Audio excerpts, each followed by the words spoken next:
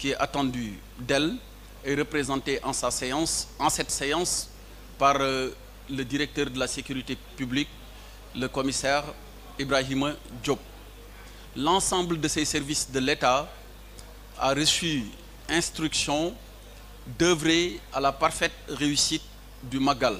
C'est pour cette raison que lors des réunions précédentes, respectivement tenues les 6 et 22 juin, le 12 juillet et enfin le 8 août 2023 au ministère de l'Intérieur, des engagements ont été pris.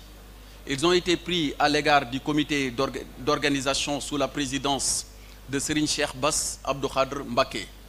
Il fallait, pour l'ensemble de ces engagements qui concernent les domaines de l'eau, de l'assainissement, de l'énergie, de la santé, de l'approvisionnement du marché pour les produits nécessaires à la bonne organisation du Magal, mais également et de façon plus générale des questions touchant à l'eau, à l'alimentation en eau potable, mais également à l'évacuation des eaux pluviales parce que nous sommes dans un contexte de Magal.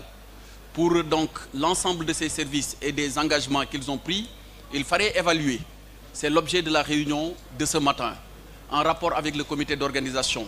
Mais une grande satisfaction a été notée parce que 92% de ces engagements ont pu être réalisés alors qu'on est à peu près 6 jours du Magal. Pour les 8% restants, j'ai donné instruction au gouverneur de Diourbel à l'effet d'en assurer un suivi quotidien et permanent pour rendre compte des contraintes rencontrées afin que nous tous nous puissions les lever ensemble. Je voudrais, à ce stade de mon propos, peut-être que même j'aurais dû commencer par là, transmettre les salutations les plus chaleureuses de son Excellence, Monsieur le Président de la République, Macky Sall, à Serigne Cheikh Mountakha Bachir Mbacké, que Dieu lui prête longue vie et améliore sa santé. Alors, quand nous avons pris la route pour venir sur Touba, il nous a demandé de lui transmettre, en plus de ses salutations, ses remerciements pour l'ensemble des œuvres qui ont été les siennes dans le cadre du compagnonnage qu'il a eu avec lui pour l'organisation et les préparatifs de ce Magal. Pour l'édition de cette année, nous espérons qu'il sera de même facture ou en tout cas organisé de la même manière que les années précédentes. Nous avons à nos côtés comme partenaire Serigne Cheikh Bass Abdou Khadr Mbacké qui préside le comité d'organisation. Nous avons le coordonnateur Serigne Ousmane Mbacké et l'ensemble des autres cheikhs qui composent la dite coordination. Nous sommes rassurés autant par les engagements et réalisés faits du côté de l'État, autant aussi nous le sommes du côté du comité d'organisation. Parce que c'est un comité d'organisation composé de personnes engagées mais expérimentées, qui ont eu à affronter par le passé beaucoup de difficultés. Et comme on dit, l'expérience n'est rien d'autre que la somme des erreurs. Donc chaque erreur peut être capitalisée pour en définitive être transformée en une belle opportunité de réaliser mieux et plus par rapport à ce qu'on a fait l'année précédente. C'est donc sous le bénéfice de toutes ces analyses et de toutes ces observations que je voudrais remercier au nom de son Excellence, Monsieur le Président de la République, le comité d'organisation, mais dire que les instructions qui ont été données vont être suivies et exécutées à la lettre jusqu'à ce que nous arrivions au jour du Magal et même au-delà.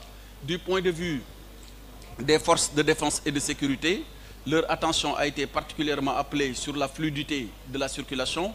Serigne Cheikh Bass l'a dit tantôt, mais dans un contexte où tous les pèlerins, ou en tout cas supposés l'être, ne viennent pas avec la même intention ou le même objectif, il sera de rigueur que de redoubler de vigilance par rapport à tout ce qui peut être acte dommageable.